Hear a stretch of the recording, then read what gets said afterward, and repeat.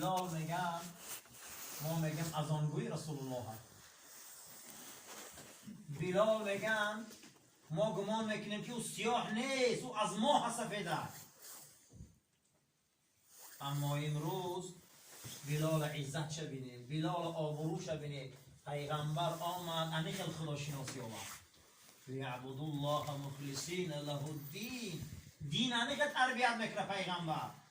یکم وظیفهش همین بوده که خالصا آمده که ما رو مخلص خدا کنه. بین درای بین ما و خدا یگان چی طلب نمیکنه. قرآن میگه لا اسألکم اجرا، لا یسألکم اجرا. این مردای خدا ای شما پول و تنگه نمیخواهند در مقابل دعوتاشون.